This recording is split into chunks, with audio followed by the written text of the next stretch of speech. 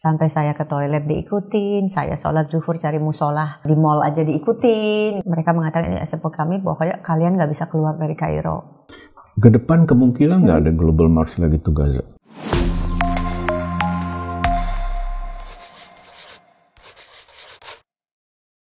Assalamualaikum warahmatullahi wabarakatuh.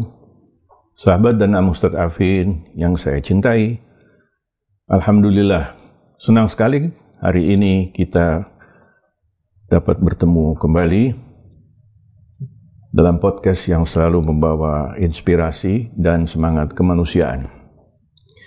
Hari ini kami kedatangan sosok yang istimewa, seorang wanita yang tidak hanya dikenal di layar kaca dulu sebagai presenter dan pernah jadi politisi, tapi juga dikenal karena konsistensinya dalam memperjuangkan hak-hak kemanusiaan, khususnya untuk Palestina.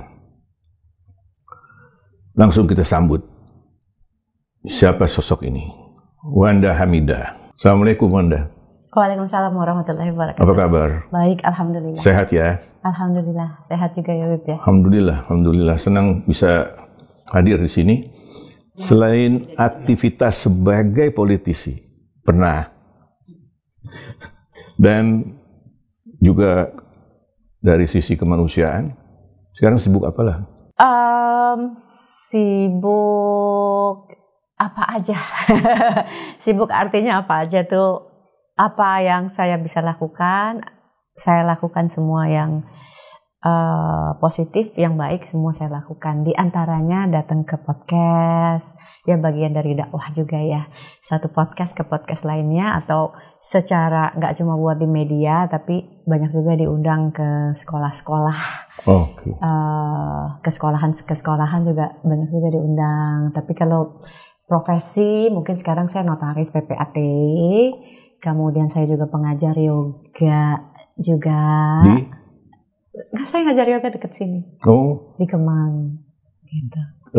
Kegiatan itu PPAT-nya di mana? Di notarisnya? Masih di Bogor. Oh, di Bogor. Iya.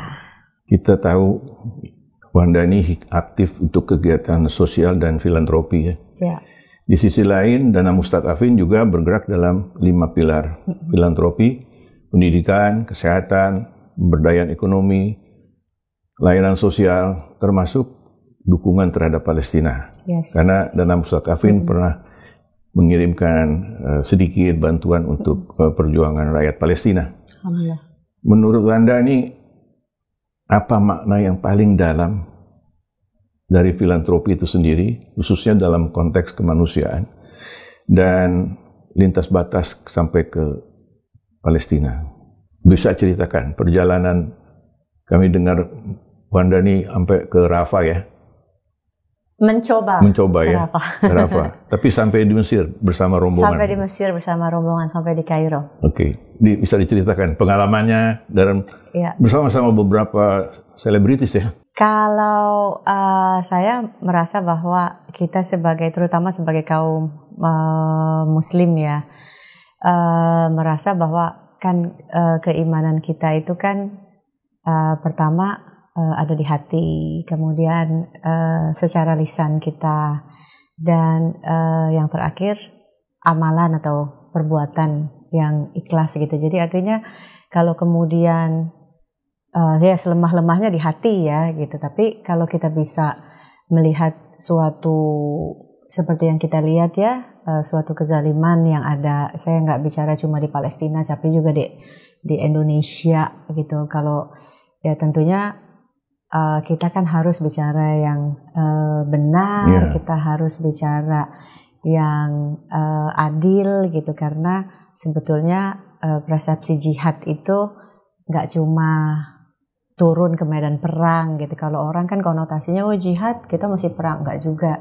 Sebetulnya ada jihad yang paling mudah ketika kita mengatakan sesuatu yang benar, kita mengatakan sesuatu yang salah itu salah, yang benar itu benar, amar ma'ruf nahi munkar ya.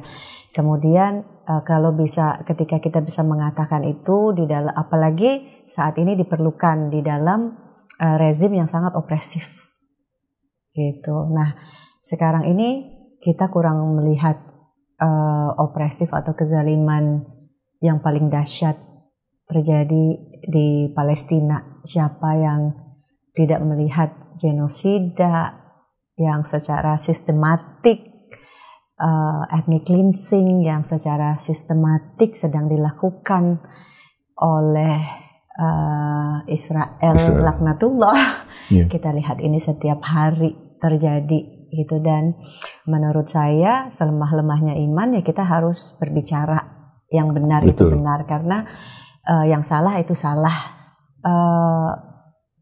Karena saat ini pun masih banyak yang diam gitu, karena menurut saya diam itu hanya mendukung kezaliman itu untuk terus terjadi. Nah, pada saat ini menurut saya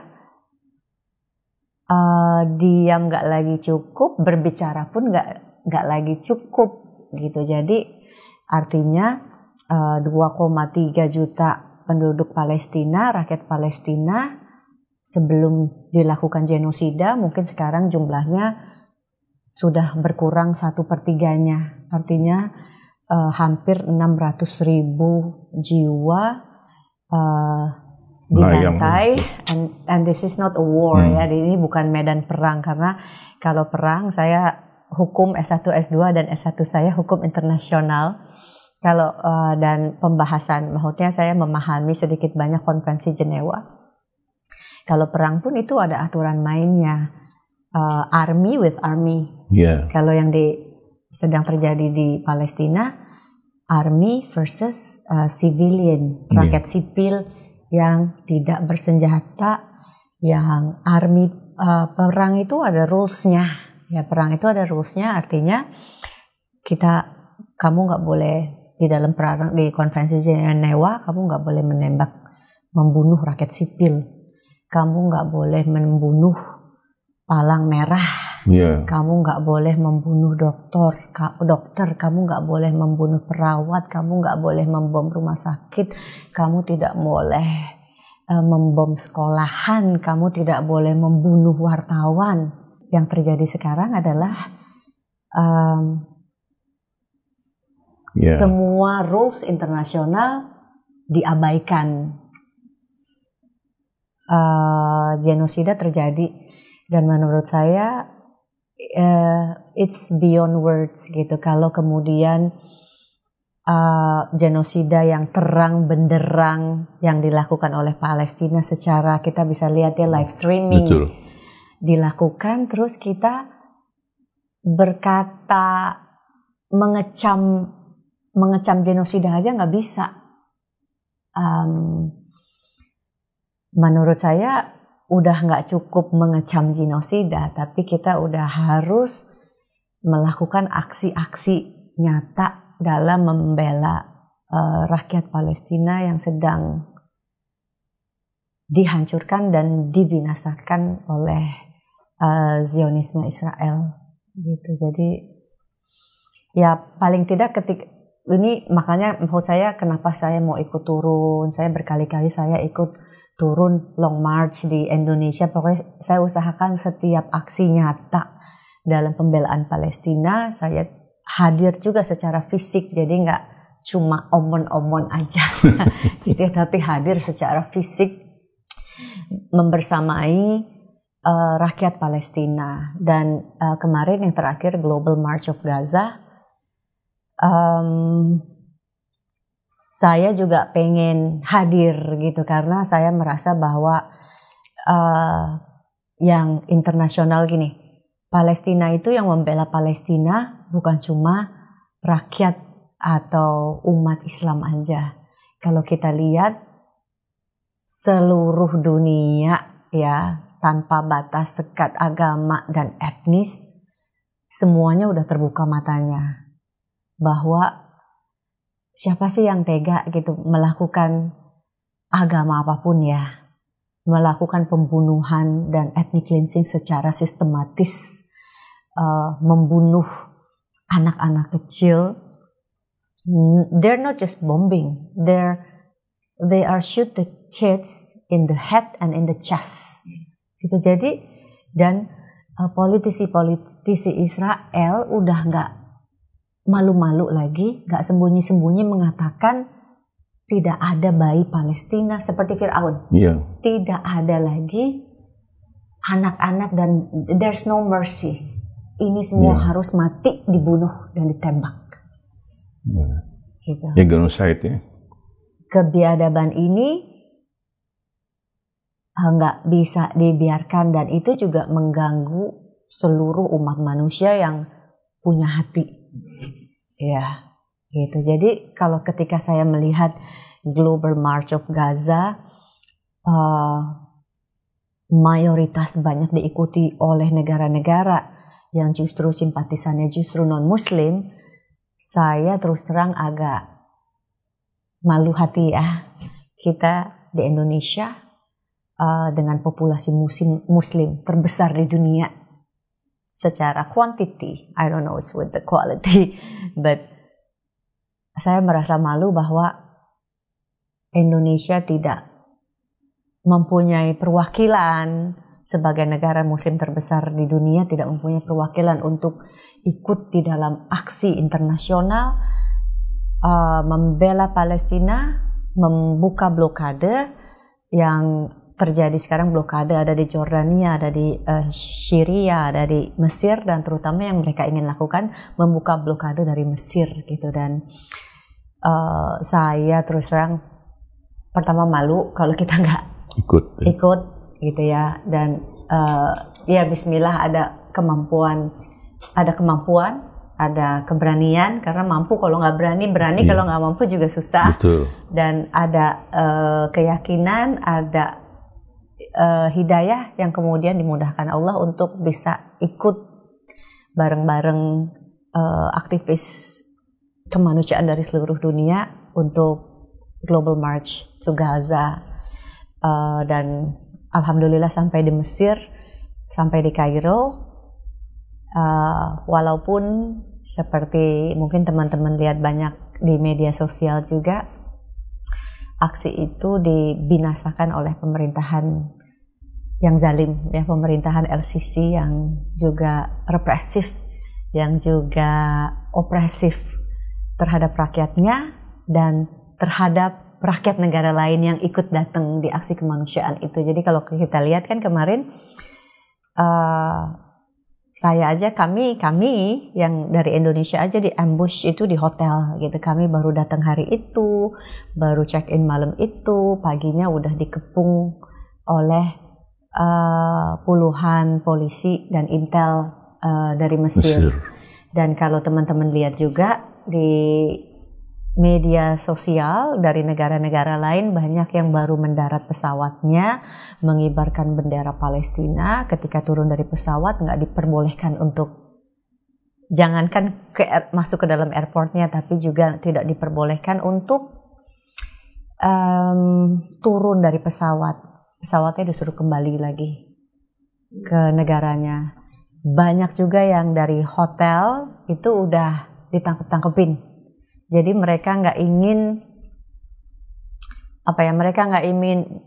kami berkumpul membesar gitu. Jadi ketika kami dibuntuti selama 24 jam dari hari pertama, kami bangun tidur jam 8, kami mau pergi, bisnya udah siap. Ketika kami dikepung, kami mencoba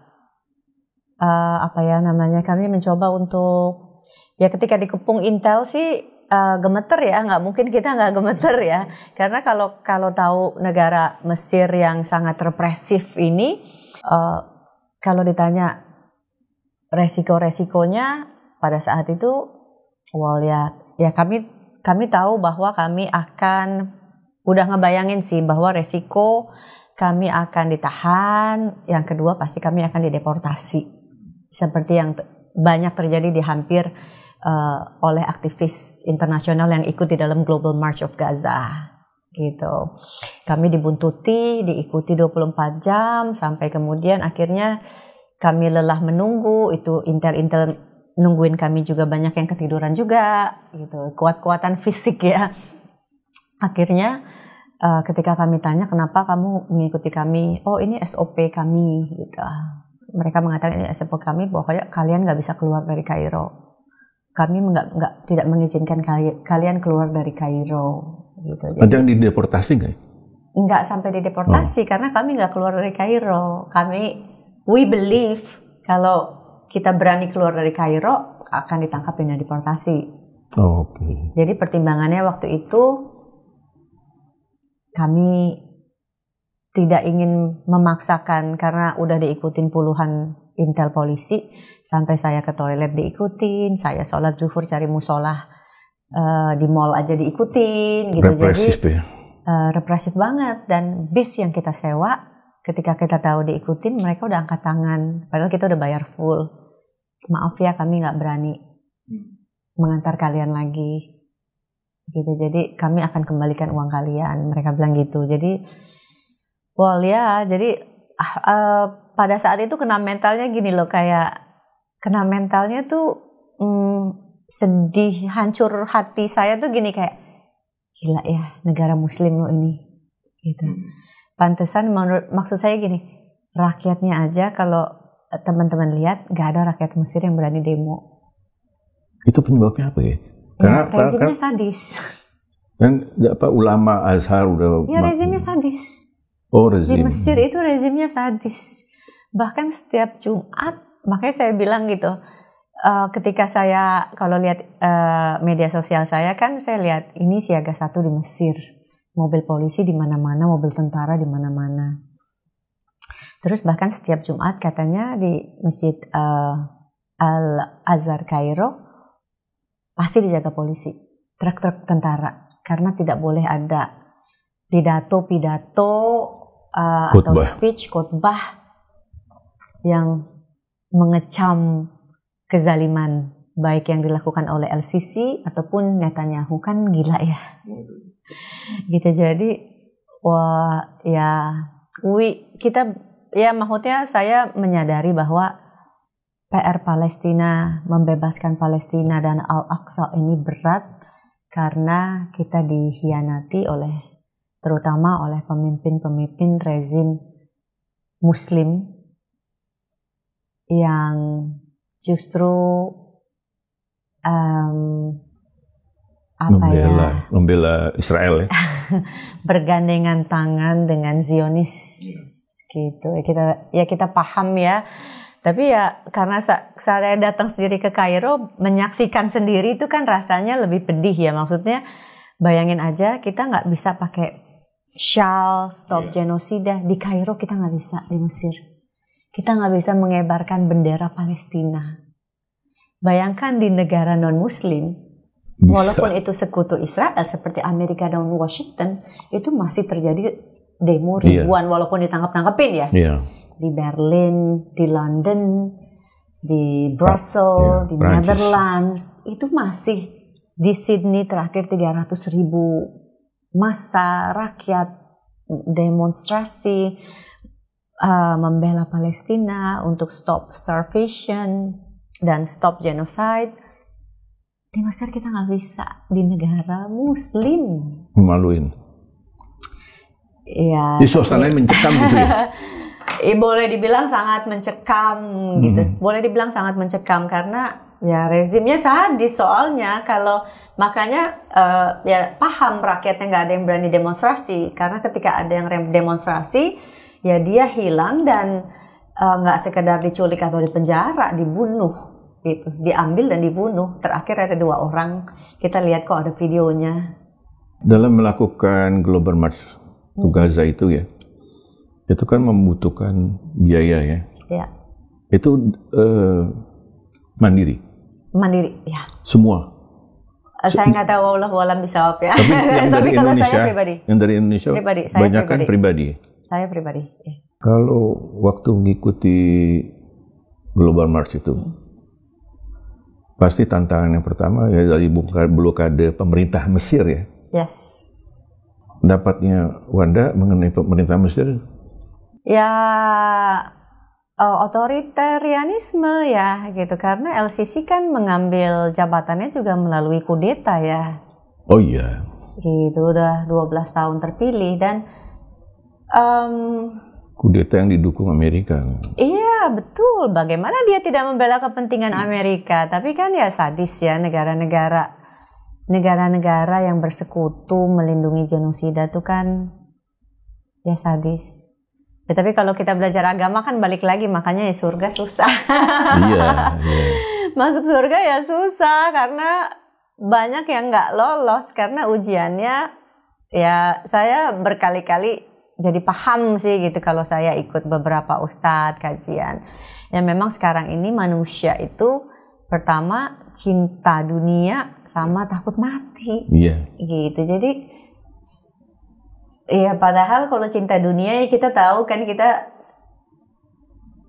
hidup berapa lama sih di dunia kan sekejap mata aja ya gitu. Jadi kalau sampai kemudian menggadaikan apa ya, bukan menggadaikan harga diri, menggadaikan bangsanya, menggadaikan buat apa sih gitu ya, keimanannya, terutama keimanannya gitu. Karena ya tadi kan saya bilang keimanan itu kan nggak cuma di hati sama di ucapan aja, asyhadu alla ilaha illallah, asyhadu anna muhammadar rasulullah. Keimanan itu kan juga harus terpatri dalam perbuatan dan amalan. Kalau kemudian kamu bergandengan tangan dengan musuh-musuh Allah ya yang ingin menghancurkan Al-Aqsa dan melakukan genosida gitu, melakukan pembunuhan Ya, tapi potret dunia sekarang ini kan seperti itu. Potret dunia sekarang ini kan seperti ini. We're not talking only about Egypt aja, termasuk juga Jordania, Uni Emirat Arab Saudi lagi terutama ya. Waduh. Sedih ya, ada Madinah dan ada Mekah di situ. Yeah. Kan ada negara-negara Arab yang kirim bantuan ya untuk Gaza ya, tapi melalui udara. Malah itu menyebabkan korban lah. Betul. Gini loh, poin saya nggak paham, poinnya mengirim bantuan lewat udara. I don't understand really. Kalau kamu bisa, kalau ngirim bantuan, kayak kita ngirim bantuan ke, maaf ya, YDM kan filantropis ya, kita mengirim bantuan dilempar. Yeah. What are you trying to prove gitu, kayak ngirim bantuan melalui udara, pertama tidak manusiawi ya, dan pengiriman bantuan itu the other side is only a death trap, jebakan maut kan, jebakan kematian. Bantuan-bantuan yang sekarang hadir di Gaza ini jebakan kematian, justru bukan bantuan, pembunuhan massal gitu. Jadi saya juga nggak ngerti negara-negara Arab yang mengirimkan bantuan, kenapa kalian mengirimkan bantuan lewat udara daripada kalian membuka blokade. Orang negara kalian kok perbatasannya? Aku nggak, ya maksudnya di hati dan di otakku nggak. Kalian perbatasan dengan negara yang lebih kecil dari kalian, why don't you just open the border? Gitu. Kan sekarang Nawaitunya mau atau tidak open the border? Mau atau enggak sih buka blokade? Punya niat nggak buka blokade? Karena kalau ada niat, gampang. Blokade hari ini pun bisa dibuka. Melalui Jordan, melalui Syria, melalui Mesir, hari ini pun bisa dibuka. Ya intinya kayaknya pemerintahan itu cinta dunia, cinta kekuasaan, takut mati. Takut mati. Setelah serangan Hamas ya tanggal 7 Oktober 2024 ya, terlihat hanya Iran yang secara terbuka ya melakukan perlawanan terhadap Israel. Bagaimana pendapat Wanda itu mengenai peran Iran ya? Apakah bisa jadi pemicu untuk kesadaran umat Islam sedunia? Well, saya sih selalu I always proud of Iran. As a Muslim, ya di luar saya nggak mau dikotak-kotakan gitu ya. Artinya siapapun negara Muslim, negara non-Muslim yang membela genosida, yang mempertahankan dirinya dan tidak bermain dua kaki dalam hal genosida ini, I always support them. Gitu. Dan yang punya I've been to Iran 2 years ago. Yeah. 1 tahun lalu saya ke Iran, gitu. Dan negara ini memang punya dikdaya, punya harkat dan martabat yang ya kayak kita dulu zaman Soekarno ya kayak go to hell with your aid gitu, ngomong ke Amerika. Nah itu pemimpin kalau buat saya ya, go to hell with your aid gitu. Iran punya itu gitu. Kamu bayangin negara yang diembargo puluhan tahun, saya nggak lihat ada orang kelaparan loh di Iran. Iya. Ngerti nggak maksudnya? Negara yang diembargo loh, puluhan tahun dia diembargo. Saya nggak lihat ada tukang minta-minta di Iran. Iya, betul. Gitu, jadi mereka membela ketika di bom, di airstrike, mereka they defend their country, they're doing their, memang defend itu ya harus dilakukan dong. Kita juga kalau di attack negara lain ya kita bertahan, dan kalau diserang ya serang kembali dong gitu ya kan. Itu dignity ya, harkat dan martabat. Dan Iran juga menunjukkan nasionalisme yang ya dari pemimpinnya udah menunjukkan nasionalisme yang luar biasa.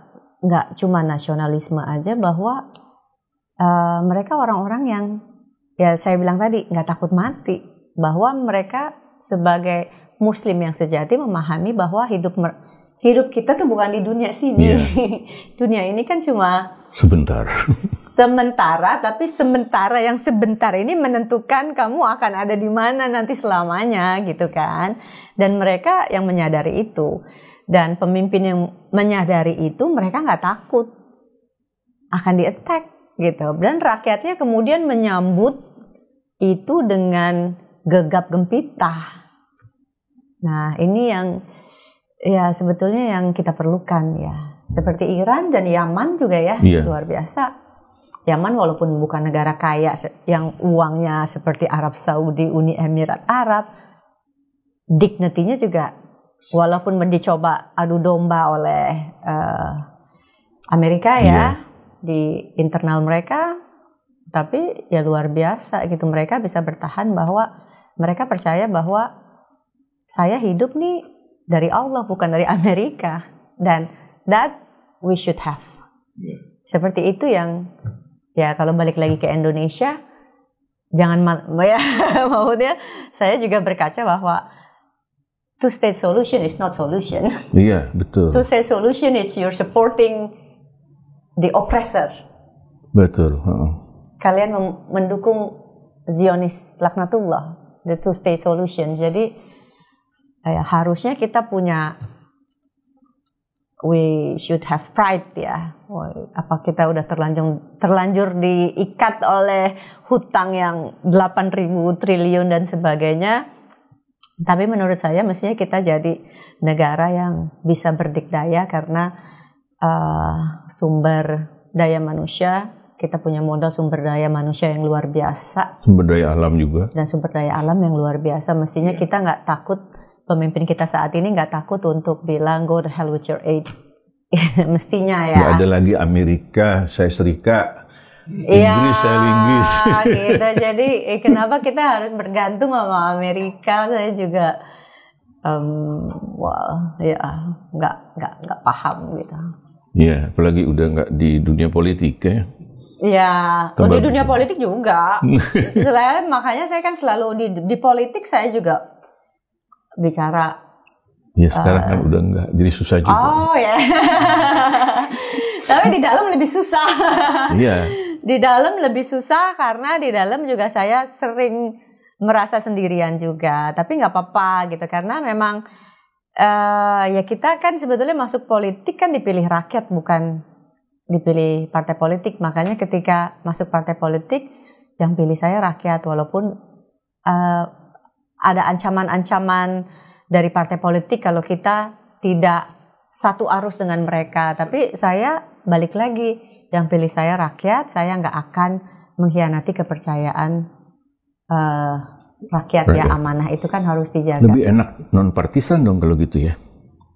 Lebih enak non partisan gitu karena tanggung jawabnya tanggung jawab pribadi. Ya hablum ya minallah ya, tanggung jawab pribadi dan tanggung jawab kita ke Allah gitu. Tapi kalau kamu dipilih oleh rakyat kan ada hablum minallahnya, ada hablum minannasnya. Jadi kalau kamu ya kemudian kalau kamu terpilih kamu korupsi, kamu udah dipilih rakyat, bebannya kan luar biasa berat banget ya. Orang udah dipilih tapi kamu memperjuangkan sesuatu yang bukan mensejahterakan rakyat, tapi perjuangan kamu malah justru sebaliknya bikin rakyat membungkam rakyat atau bikin rakyat makin miskin gitu. Berarti kan kamu mengkhianati amanah itu gitu. Jadi as a politician pasti bebannya lebih berat ya, beban moralnya lebih berat gitu karena ya kata Umar bin Khattab, pemimpin itu siapapun yang dipilih rakyat harusnya menderita. Pemimpin itu pasti menderita. Dia nggak boleh, pemimpin itu harus ketika ada rakyat yang menderita dia pasti lebih menderita. Gitu dia nggak, pemimpin itu nggak boleh sejahtera ketika ada rakyat yang menderita. Kan gitu ya. Tapi kan kalau sekarang kan sebaliknya. We're not talking about all Indonesia tapi in the whole wide world ya. Iya, sama seperti aja. Ya. Ke depan kemungkinan nggak ada global march lagi tuh Gaza. Ini sekarang lagi yang kapal flotilla itu loh, yang akan mau mengirimkan kapal dari seluruh dunia bantuan itu ya menuju Palestina. Nggak cuma bantuan, we try to open the border. Iya. Nah, pengen ikut banget,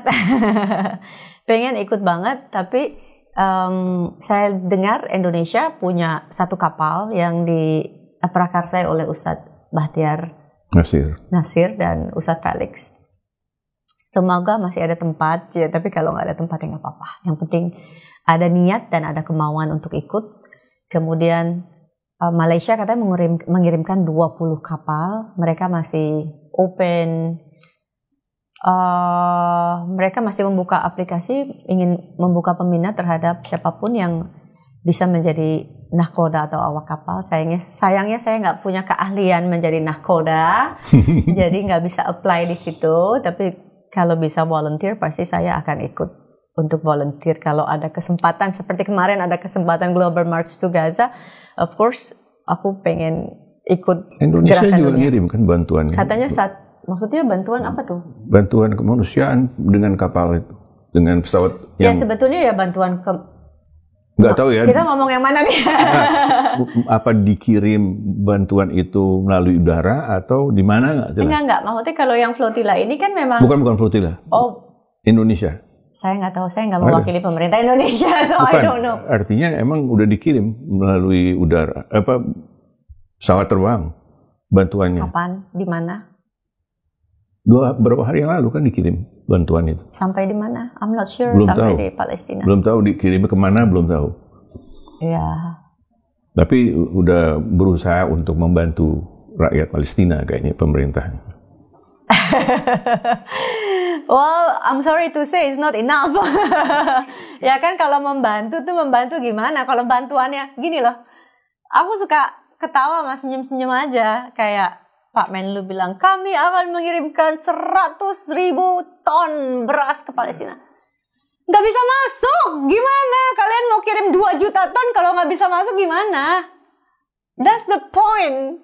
Jadi bukan berapa besar, orang nggak bisa masuk, lo buka aja dulu blokadenya. Gimana mau ngirim bantuan, lo nggak bisa buka blokadenya tuh gimana? Ntar lewat udara lagi. Iya, maksud saya, ini akal sehat saya. Ini apa sih ngomong mau ngirim bantuan? Gimana sih masukinnya? Gitu. Kalau ngomong kan gampang ya. Saya juga bisa hari ini saya ngomong, saya mau kirim 1 triliun ton beras. It's easy to say, gitu. Tapi maksud saya, mikir nggak sih kalau ngirim bantuan, buka blokadenya gimana sih? Melalui Yordan udah susah. Punya apa kamu? Punya ilmu ini gaib yang tiba-tiba kirim bantuan langsung nyampe ke Palestina. Gitu, jadi let's just stop. Stop talking. Jeep, gini ada nggak sensornya? Mau buka aja dulu blokadenya. Gimana caranya buka blokade? Kirim militer dong. Ya dong. Military intervention now. Gitu. Kan militer kita anggarannya besar. Mungkin kalau gak pernah dipakai kekuatannya. Kirim ke Palestina dong. Ya kan? Jangan cuma kekuatan militer pertahanan itu bukan untuk menghadang rakyat aja, ya yang merepresi, demo, melindungi tambang-tambang aja gitu. Tapi maksud saya kalau kita punya pertahanan, ya pakai dong, ini saatnya untuk pakai uji coba militer kita, pertahanan kita yang kuat ini, yang anggarannya selalu naik, untuk buka blokade di Palestina gitu kan. Melalui Yordan mungkin ya. Kan iya, hubungannya kan? baik. Nah, ya, betul. Sepakat Antara saya. Raja Abdullah sama hubungan Prabowo. yang baik itu harus digunakan untuk kemaslahatan kan. Iya. That's a good melalui idea. Yordan ya. Ada pesan nggak ya untuk masyarakat dalam mendukung kemerdekaan Palestina? Mungkin ada ide-ide apa gitu? Ya, pertama bentuk dukungan tuh kan selama ini kan cuma bawa ya. Produk gitu ya. Gini, artinya sekarang ini kan genosida udah ya siapa yang nggak tahu genosida terjadi di depan mata kita ya. Itu dulu pertama. Ya, yang kedua bahwa perlihatkan keberpihakan kita terhadap korban genosida. Don't stay silent. Ini bukan waktunya untuk diam dan bicara bahwa kamu nggak bisa ngapa-ngapain. You can if you want to, gitu. Karena diamnya kamu itu adalah vitamin buat Zionisme, vitamin buat imperialisme, vitamin buat para opresor. Gitu. Mereka seneng orang yang diem, terus aja bunuh-bunuhin, diem semuanya, habisin aja, rampok aja hartanya. Kita kalau diem kan gitu ya. Yeah. That's why we have to speak up. We have to speak up. Karena jihad yang paling the best jihad adalah orang yang mengatakan kebenaran, orang yang mengatakan keadilan di jalan Allah tentunya, di jalan Allah Subhanahu wa Ta'ala terhadap pemimpin yang opresif. That's the best jihad. Jadi gak berarti kamu harus pergi ke medan perang. Just say something right. Just say something fair. Just say something about justice.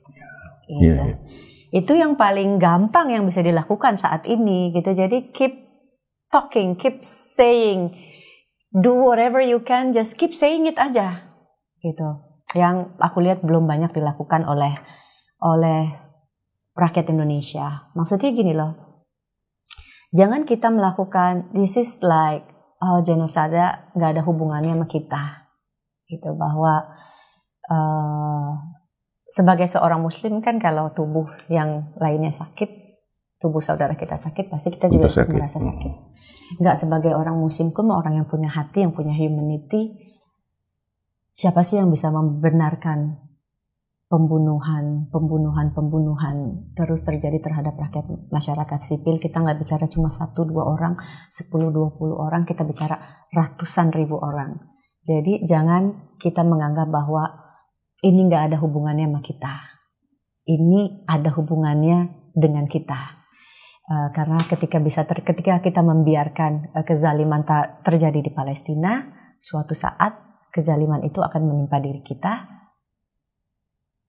kalian harus merasakan pahitnya ketika kita tidak ada yang membela gitu ya, yang show sympathy, show your empathy kepada kita gitu. Dan sebetulnya nggak bicara tentang agama juga, di konstitusi kita juga kan ya penjajahan udah ada di konstitusi, penjajahan harus dihapus karena tidak berperi kemanusiaan dan berperi keadilan gitu. Aku juga ngerasa sedih karena di abad 2025 ini I thought the genocide, ethnic cleansing is all over, karena mungkin itu hanya terjadi di zaman jahiliyah saja. Turn out we are come back to zaman jahiliyah, di mana orang berpesta pora ketika habis bunuh-bunuhin orang ratusan, mereka bisa berdansa-dansa. Wah, berpesta pora ketika habis bunuh-bunuhin orang. Itu kan kurang jahiliyah apa ya? Itu padahal ya Nabi Muhammad udah turun dari tahun berapa membawa ini loh, mengeluarkan kita dari zaman jahiliyah. Kok sekarang kita kembali lagi ke zaman jahiliyah? Dan maksudnya ternyata apa dakwah itu kurang? Apa kita kurang dakwah, atau ya kita buat kita sih ini ajang introspeksi buat diri kita sendiri. What happened to us? Ketika kita membiarkan, kan itu seperti kita mengiyakan kan ya. Iya. Kalau buat saya ya. Betul. Kita membiarkan suatu ketidakadilan, kita membiarkan suatu kezaliman, itu seperti kita sama aja dengan mengiyakan gitu. Kita nggak, yang benar itu benar, yang salah itu salah, bahkan kita nggak berani mengatakan bahwa itu salah.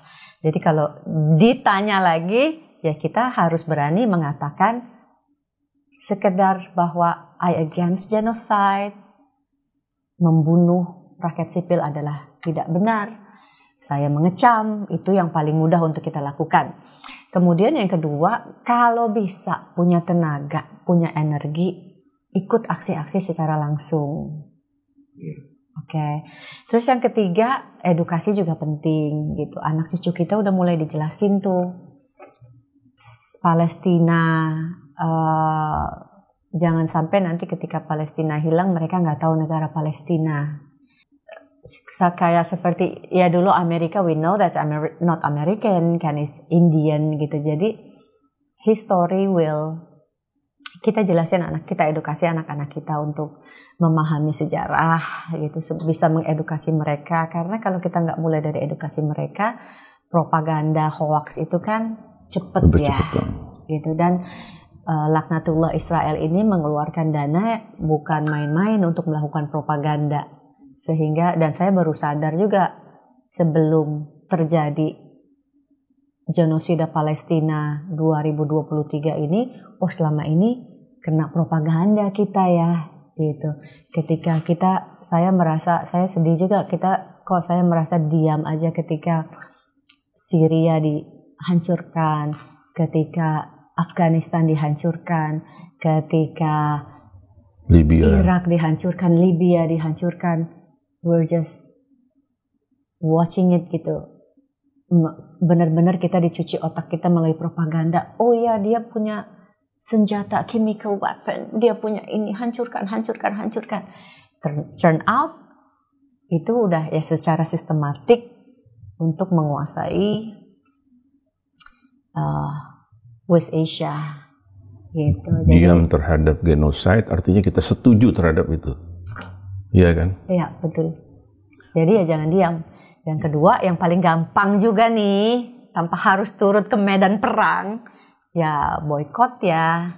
Ini boykot tuh banyak levelnya gitu. Boykot tuh banyak levelnya, artinya kita udah mulai sadar nih, mulai aware. Pokoknya gini loh, yang semenjak Palestina semua orang kan jadi belajar banyak. Saya juga belajar banyak. Saya kalau ngelihat sekarang, kalau mengeluarkan uang satu sen pun, saya udah, pikiran saya panjang banget. Jangan sampai uang 1 sen saya ini dibeliin senjata untuk membunuh rakyat Palestina. Saya beli kopi, saya hati-hati. Saya beli ayam goreng, saya hati-hati. Saya beli burger, saya hati-hati gitu. I try to educate this in my media sosial gitu. Jadi kalau, let's say, oke lah kalau it's a big company gitu, kita tahu mereka terafiliasi dengan investor laknatullah Israel ya. of course semua produk nggak ada gini loh, maksudnya tidak ada toleransi bahwa semua produk itu harus kita jauhi apapun ya. Dari snack-snacknya, kadang-kadang anak kita nggak tahu, main beli-beli aja, tapi ya kita edukasi dimulai dari keluarga sendiri, dimulai dari anak-anak sendiri untuk tidak membeli produk-produk yang mendukung Zionisme. Yang kedua, misalnya kita harus pahami gitu, kalau tapi kan ini misalnya produk Indonesia, misalnya oke, let's say saya tuh saya pakai sabun A puluhan tahun, saya harus ganti. Pokoknya jadi melepaskan keterikatan gitu, bahwa kita terus baru sadar, oh gila ya, selama ini kita puluhan tahun kita benar-benar di kapitalis, kita dulu dikuasai kapitalis, sehingga kita susah loh mau cari sabun yang tidak berkaitan dengan perusahaan Zionis, itu susah banget karena semua merek kayaknya dikuasai oleh kapitalis. Tapi ikhtiar dong gitu, maksudnya masa sih Palestina udah dizalimi, kita sekedar ganti sabun aja nggak bisa, ganti kopi aja nggak bisa. Toh saya yakin kita juga nggak akan mati, nggak akan sengsara nggak pakai sabun dari Zionis gitu. Dan saya udah tingkat boykotnya udah lebih tinggi lagi. Misalnya gini, saya melihat ada produk Indonesia 100%, tapi ternyata saya bilang pas IPO investornya masuk tuh, udah mulai masuk. Iya, betul. Itu juga nggak dibeli ya, maaf, jangan dibeli gitu. Jadi kalau bilang, Kak, tapi kan ini si produk kopi ini Indonesia loh yang punya. Tapi pas IPO siapa? Iya. Kamu lihat dong pas investor, begitu dia IPO, investor yang masuk tuh investor mana? Belakangnya? Gitu kan, sama aja. Gitu. Jadi mulai gak cuma mereknya aja, tapi biasakan kita mengedukasi diri untuk jangan sampai nggak apa-apa lah, kecil sedikit aja kok, sahamnya cuma 5% ya, kalau bisa jangan sama sekali lah. Gitu. Jadi, dan maksud saya boykot ini juga bagus karena akhirnya kan kita membeli kopi-kopi lokal milik pengusaha-pengusaha yang memang bisnis ownernya orang Indonesia. Iya, bersih asli dari keterlibatan perusahaan Zionis. Ya nikmat secara kenikmatan fisik, kenikmatan moral, kenikmatan mentalnya kan juga alhamdulillah halalan thayyiban. Insyaallah. Oke, terima kasih Wanda ya. Bincang-bincang dengan Danang Ustadz Afin ya. Juga terima kasih waktunya di tengah kesibukannya. Semoga yang disampaikan oleh Wanda Hamidah ini dapat menginspirasi kita dan membuka wawasan pemikiran kita untuk selalu terus membela rakyat Palestina yang tertindas. Teruslah bersama Bincang Danang Ustadz Afin. Billahi taufiq wal hidayah. Wassalamualaikum warahmatullahi wabarakatuh.